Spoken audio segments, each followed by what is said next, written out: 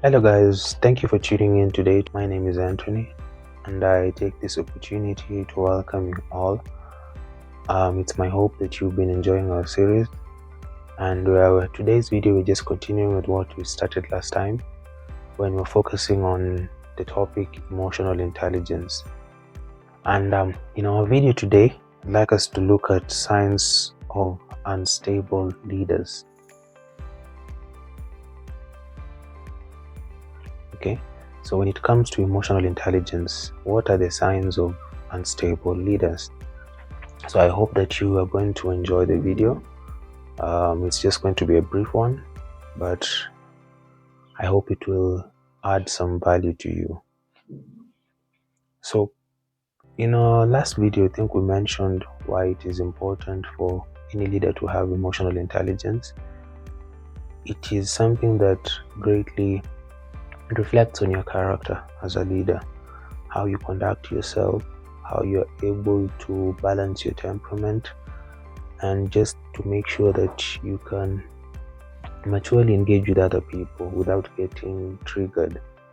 Okay, a leader is one who is meant to be in a position that many people look up to you, and you carry the responsibility of listening to different types of people who are coming from different backgrounds, who express themselves in different ways. And for you to be effective in your role, you need to be able to have certain characteristics or characters within you that enables you to handle the diverse groups of people that you interact with on a daily basis. On top of that, leadership comes with a lot of challenges. It comes with a lot of expectations, with a lot of criticism, with a lot of responsibility. Basically, you're in the public eye, and being in a place where everyone sees you, then a lot of people will have something to say about the type of leadership that you have, whether good or bad. And one sign that you're a good leader is that you're able to rise above criticism. Okay, so it takes more than just being a leader to deal with the challenges that come with leadership.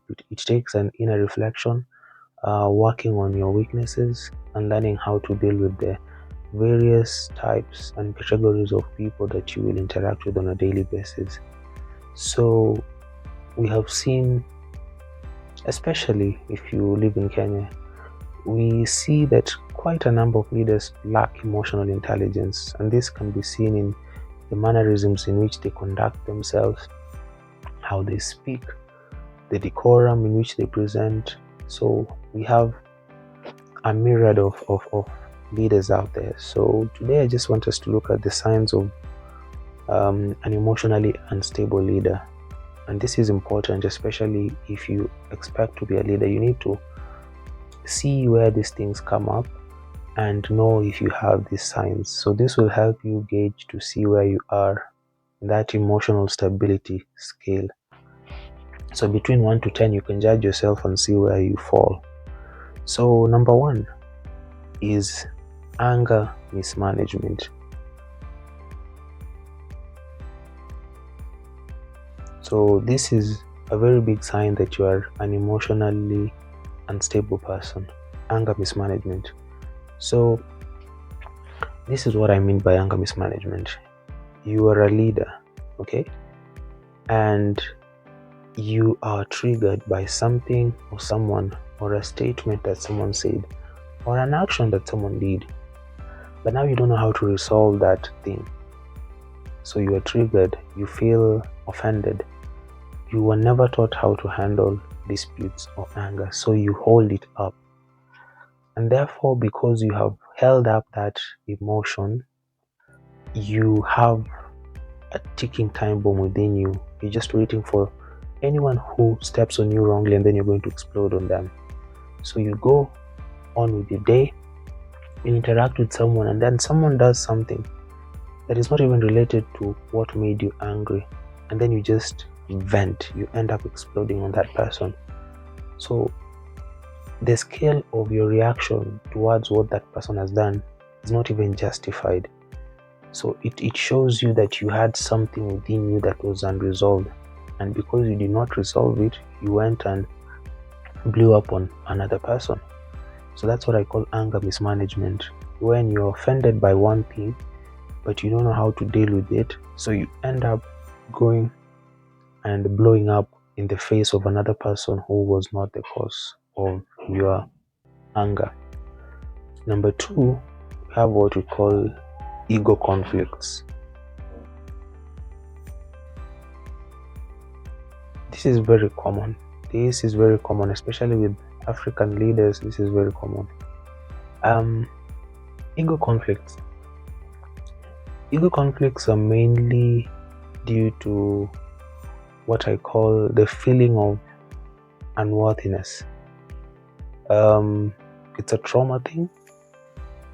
It's a rejection thing, and mostly these things that you're going to look at, if you investigate them clearly, you're going to see most of them are childhood traumas that were unhealed.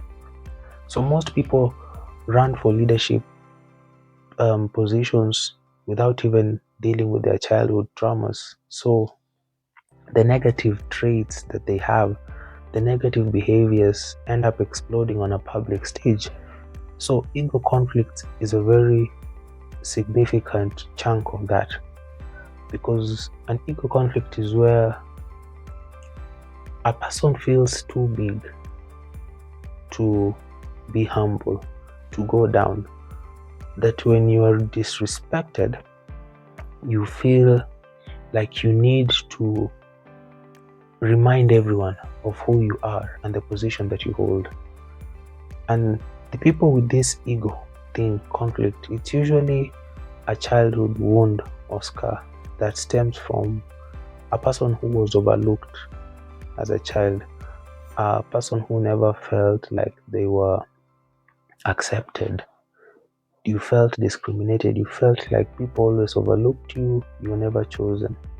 Therefore, since you have managed to reach or to attain a certain level in society, you now want everyone to recognize it by force. And that's not how life is. Real leaders do not need recognition.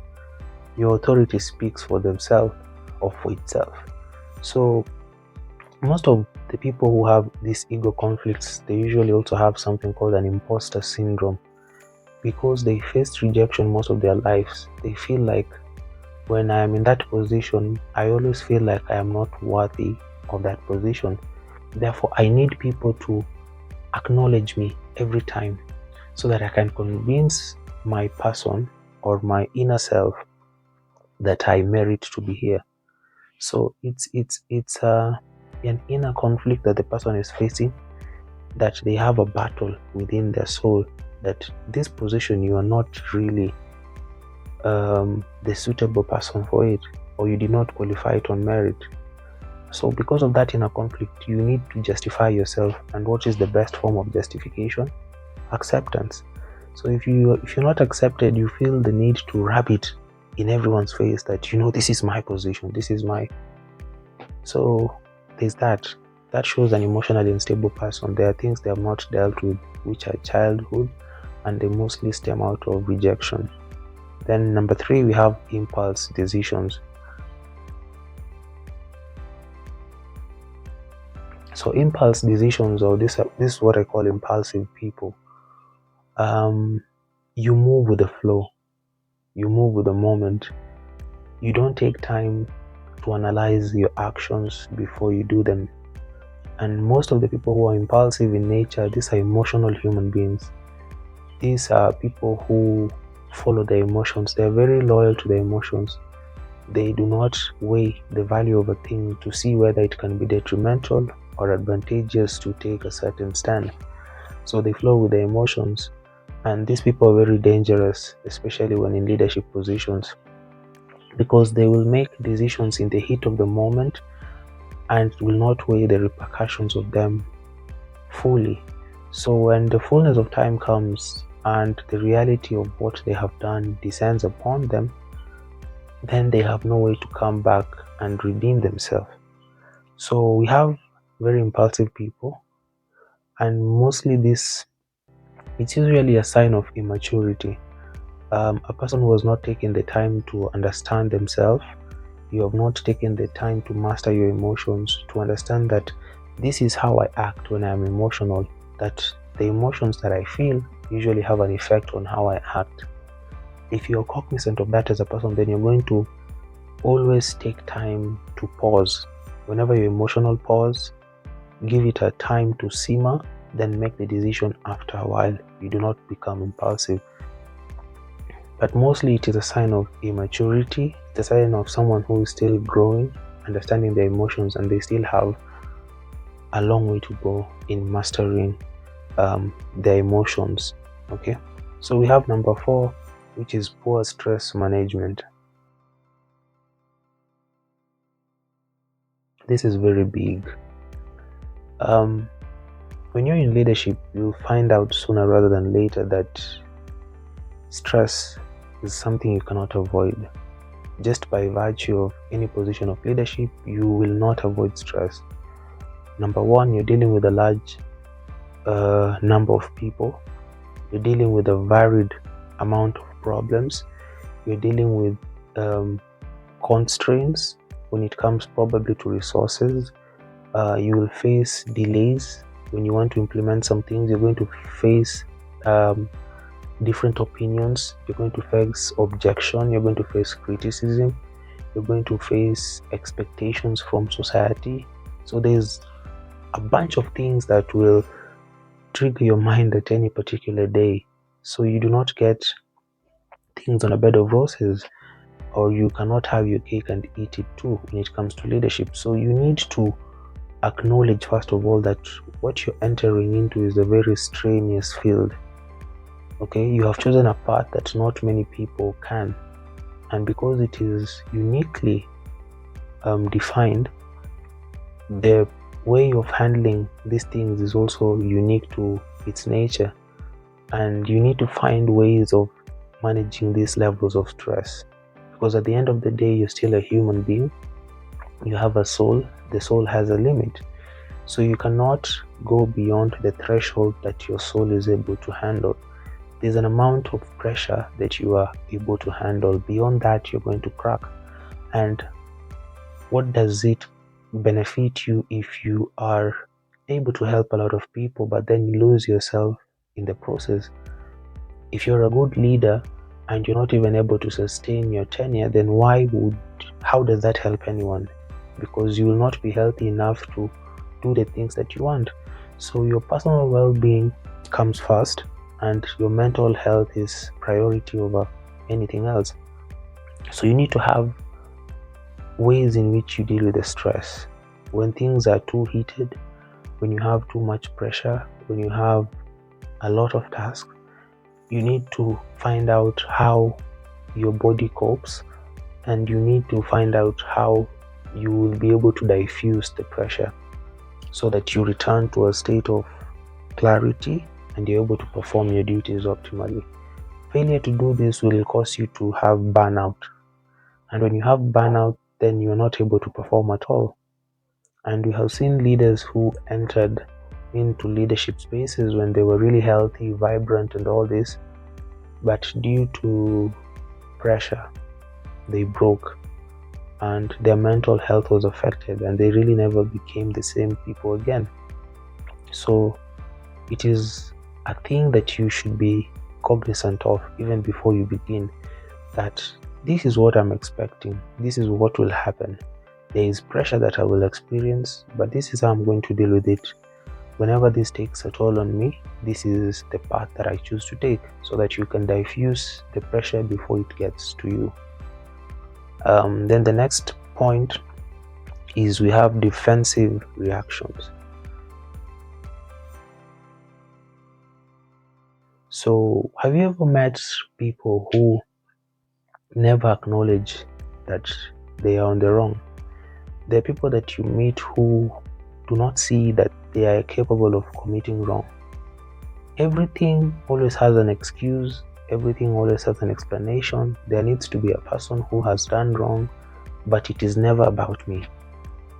I am not the one on the wrong. It is either someone else did not do this, this did not work because of that. Something was missing, but the problem is never me. So these are the people who are called the lack of accountability group. The people who lack accountability, they are never accountable for their own actions. And these people are very dangerous because they are reckless. Reckless in a sense that they do what they need to do to get what they need to get, regardless of how they do it. And they have been brought up in an environment. Again, these are childhood wounds and patterns that have been formed in these people that they never dealt with. So someone like this is someone who grew up in an environment where their parents really babied them. They never really got to atone or account for any wrongdoing. Whenever they did wrong, the parent was always there to defend them, and life simply handed them a lot of things on a silver platter. So they were never taught how to be accountable through their life. So it's a foreign concept to them, and they have a false sense of perfection within their mind, and they don't want that bubble to get busted. So they don't think they are capable of making mistakes. So we have these people in society, and they're very dangerous because they cannot be accountable. And it's very hard to correct someone who doesn't even acknowledge they can be able to do wrong. So when you see someone who's always defensive, whenever they're confronted, even when it's constructive criticism, they never want to own up. They never acknowledge that I can be wrong, that I was wrong, that this was my fault, that I take ownership for this. These are very dangerous people to have in leadership, because even when they mess up, they will always find a scapegoat. And with these people, you'll never get to the bottom of or the root of the issue so that you can solve it. They will always find something to deflect. So that's it, yeah. Then we have the next one. We have people with fragile egos.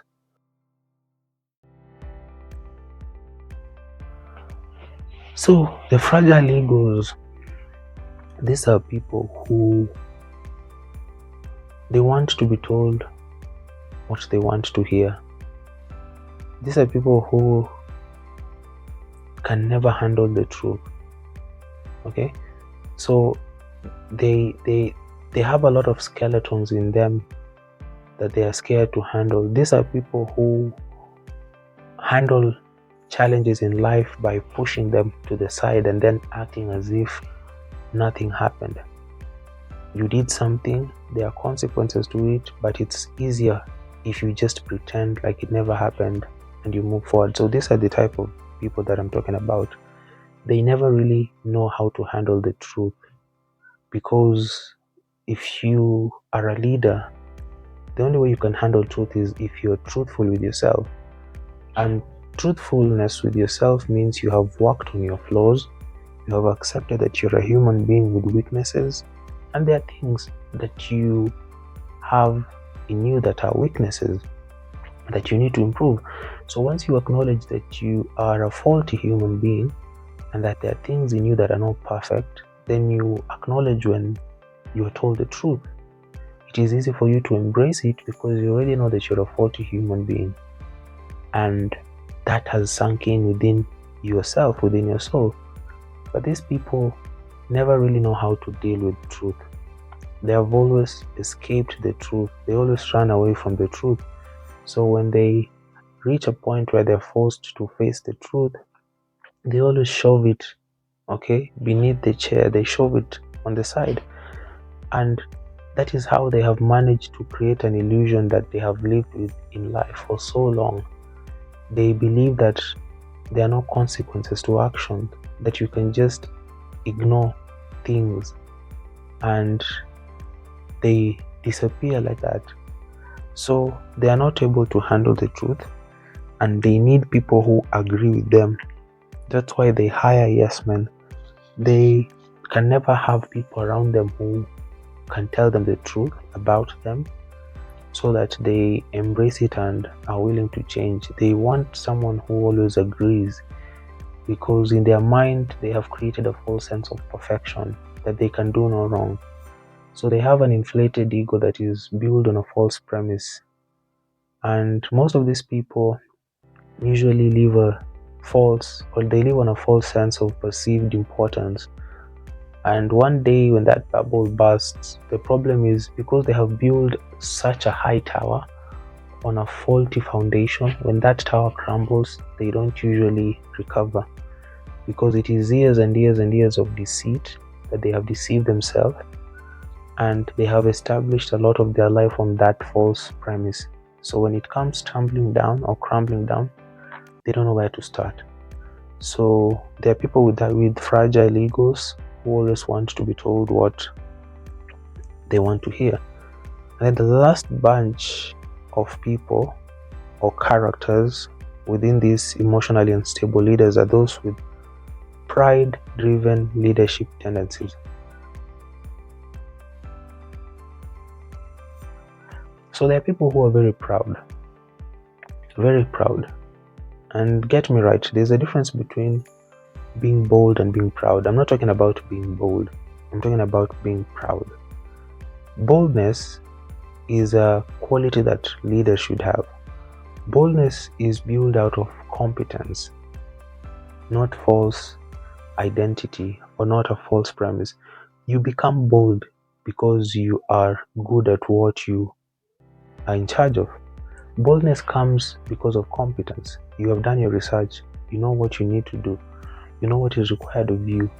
It is a field that you have become an expert in because of the amount of investment you have put in yourself concerning that thing. So that's what builds boldness.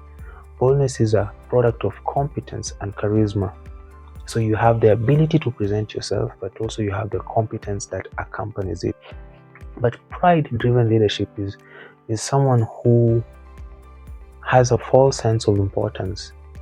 You have pride. You think you are better than what you are. This is someone who has a wrong estimation of their value and importance. They do not credit those who have helped them get to where they are. They do not credit those who have played a role or a part in where they are. They overlook the input of other people, the input of certain processes, the input of very many variables to where they are. And they live life on a pride basis. So it is a person who has the understanding of life based on false premises. Again, I'm repeating that because boldness is established on truth. Okay, this is what I need to get there. So I have gone through the steps. And now I'm here. So there's a background to where you are. A prideful person is a person who gets to a certain point, but now forgets that there were so many stepping stones. There were so many people who played a role in this process that you did not just get there by yourself. And you accredit this success to yourself without factually acknowledging the role of the other things that played a part in you rising. So you have built a false perception of the reality that you experience, and now you want to sell it to other people. That's why even the Bible says pride comes before a fall, because a proud person has not understood the real concept of a thing. They have a warped logic behind it, and they have chosen to go with it. So when the Bible says pride comes before a fall, it means that the premise that you are working with is a false one. And that's why you have so much pride, because you have not sit back and reflected to see what it has actually taken for you to get there. And because honor is a virtue in leadership, the thing which you don't honor cannot support you, cannot sustain you. And therefore, if you took certain steps to reach to a certain position and you don't honor these steps, then these steps will withdraw and you'll be left suspending in the air, and you cannot sustain yourself without the foundation that you had to get there. So pride is a false sense of achievement that you are basing success on imagined perceptions or realities. So proud people never really stay in that position for long. So you are allowed to be bold, but when you're proudful, it's only a matter of time before your pride comes tumbling. So when you see people with this sense of pride, you feel you have to show people everything, and because a person who has worked through the process, you understand clearly that you don't need to showcase everything to everyone. No. What will you benefit by that? What does it add to you? But a person who is proud, you see, because you do not know the real cost of attaining a thing, you can easily parade it out there, selling the false version, because what you think or what you use as your foundation is faulty. So yeah, I think those are the 7 points that I had for you. The signs of emotionally unstable leaders. If you have some of them, go back and reflect and see where it started and see how you can deal with it. But most of these things are usually from childhood trauma, the experiences we have faced in life, because how we respond to things, especially with regards to our soul, these are patterns that have been wired in our subconscious part of the mind.